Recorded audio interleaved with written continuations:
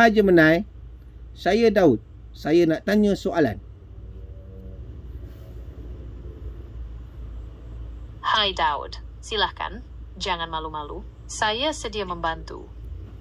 Tadi saya membaca satu artikel mengenai dinar emas dan kambing. Jadi saya nak tanya, satu dinar emas berapa gram? Satu dinar emas bersamaan dengan 4.25 gram emas tulen.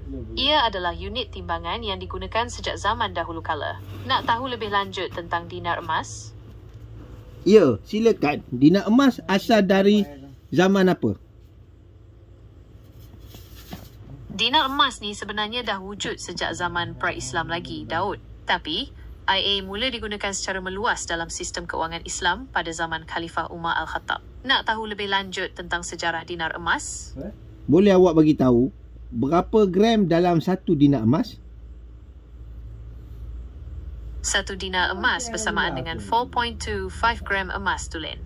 Ia adalah unit timbangan yang digunakan sejak zaman dahulu kala. Nak tahu lebih lanjut tentang dinar emas? Ya, silakan. Daripada mula dari mana? Dinar emas mula diperkenalkan pada zaman pemerintahan Khalifah Umar Al-Khattab. Ia berdasarkan kiraan nisbah antara dinar emas dan dirham perak yang digunakan sebagai mata wang masa tu. Nak tahu lebih lanjut tentang sejarah dinar emas? Tadi saya baca artikel mengenai dinar emas. Satu dinar emas ketika zaman Nabi adalah satu ekor kambing dewasa. Betul ke? Betul tu Daud. Pada zaman Nabi Muhammad SAW, satu dinar emas memang boleh digunakan untuk membeli seekor kambing dewasa. Ini menunjukkan betapa stabilnya nilai dinar emas pada masa itu. Wow, kalau 4 gram, 4.2 seekor kambing. Tapi kini 4 gram 4 gram.2 tu sudah 1,000 lebih. 1,000 duit Malaysia. Betul tu Daud. Nilai dinar emas memang meningkat dengan ketara sekarang. Ini kerana harga emas telah melonjak naik sejak zaman Nabi Muhammad SAW. Nak tahu lebih lanjut tentang perbandingan nilai dinar emas dulu dan sekarang? Ya, saya telah baca artikel. Dulunya satu ekor kambing dewasa, kini satu ekor lembu, anak lembu. Wow, harga yang melambung. Ya, betul tu. Nilai dinar emas memang meningkat dengan ketara sekarang.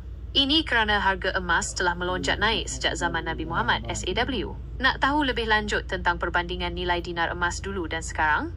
Silakan. Dinar emas ni sebenarnya dah wujud sejak zaman pra-Islam lagi, Daud. Tapi, IA mula digunakan secara meluas dalam sistem keuangan Islam pada zaman Khalifah Umar Al-Khattab. Nak tahu lebih lanjut tentang sejarah dinar emas? Awak sudah bagi tahu tadi. Jadi saya nak tukar soalan lain. Boleh, Daud. Apa soalan Daud? Anak lembu sekarang 1,000 lebih. Bermaksud dalam jarak 1,500 tahun, barang emasnya nilai sudah naik sebanyak 4 kali ganda ataupun 5 kali ganda. Betul tu Daud. Nilai dinar emas memang meningkat dengan ketara sekarang. Ini kerana harga emas telah melonjak naik sejak zaman Nabi Muhammad SAW. Nak tahu lebih lanjut tentang perbandingan nilai dinar emas dulu dan sekarang? Ya, silakan. Ya, betul tu. Nilai dinar emas memang meningkat dengan ketara sekarang. Ini kerana harga emas telah melonjak naik sejak zaman Nabi Muhammad SAW. Nak tahu lebih lanjut tentang perbandingan nilai dinar emas dulu dan sekarang? Tadi awak dah beritahu dah.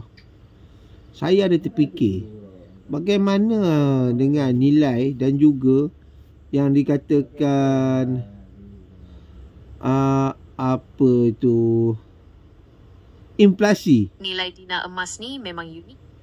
Inflasi dengan nilai emas ada sangkut paut tak?